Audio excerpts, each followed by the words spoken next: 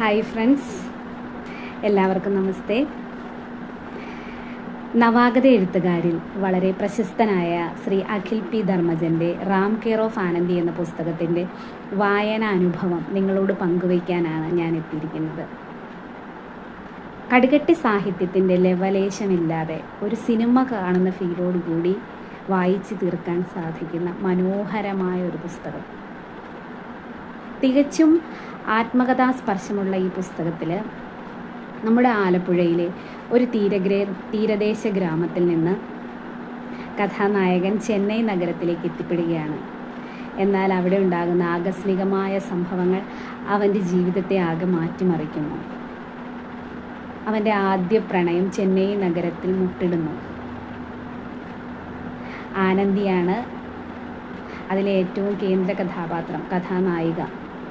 ആനന്ദിയും പാട്ടിയും രേഷ്മയും വെട്രിയുമെല്ലാം ഈ കഥ വായിച്ചു തീരുമ്പോൾ നമ്മുടെ ഒരു സഹോദരങ്ങളെ പോലെ, അല്ലെങ്കിൽ നമ്മളെന്നും കാണുന്ന ആളുകളെ പോലെ നമുക്കൊരു ഫീൽ ഉണ്ടാക്കി തീർക്കുന്നു. ഇന്ന് വരയ്ക്കും ചെന്നൈ നഗരം കാണാത്ത വായനക്കാർക്ക് പോലും ചെന്നൈയിലെ ഗിണ്ടി റെയിൽവേ സ്റ്റേഷനും അമ്മ ഉണർവകം ഹോട്ടലും നമ്മുടെ ഫേവറേറ്റ് പ്ലേസായി മാറുന്നു. എന്തു തന്നെയാണെങ്കിലും ജീവിതത്തിൻ്റെ പച്ചയായ യാഥാർത്ഥ്യങ്ങളും ജീവിതത്തിൻ്റെ നെട്ടോട്ടത്തിനിടയിൽ എത്തിപ്പെടുന്ന പല പല ജീവിതഗന്ധിയായ മുഹൂർത്തങ്ങളും വളരെ ഭംഗിയായിട്ടാണ് കഥാകൃത്തിൽ വിവരിച്ച് കാണിച്ചിരിക്കുന്നത്. അതുതന്നെയാണ് ഈ പുസ്തകത്തിൻ്റെ വിജയം. അതുകൊണ്ട് തീർച്ചയായും റാം കെയർ ഓഫ് ആനന്ദി എന്ന പുസ്തകം വായിക്കപ്പെടാതെ പോകരുത്. അതിലെ കേന്ദ്ര കഥാപാത്രം അല്ലെങ്കിൽ കൂടിയും അതിപ്രധാനമായി നമ്മുടെ ഹൃദയത്തെ ടച്ച് ചെയ്യുന്നൊരു കഥാപാത്രമാണ് മല്ലി.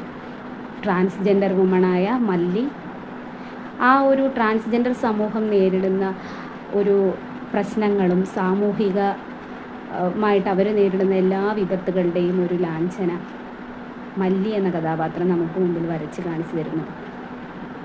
എന്തു തന്നെയായാലും റാം കെയർ ഓഫ് ആനന്ദിയുടെ 2ാം പാർട്ടിനായി നമുക്ക് വെയിറ്റ് ചെയ്യാം. അതുപോലെ തന്നെ റാം കെയർ ഓഫ് ആനന്ദി ഒരു സിനിമയായി ഉടൻ തന്നെ എത്തുമെന്ന് നമുക്ക് പ്രതീക്ഷിക്കാം. എന്തായാലും അഖിൽ പി ധർമ്മജന് ഒരിക്കൽ കൂടി എല്ലാവിധ ഭാവുകങ്ങളും നേർന്നുകൊണ്ട് നിർത്തുന്നു. അടുത്ത പുസ്തകവുമായി വീണ്ടും കാണാം. നന്ദി.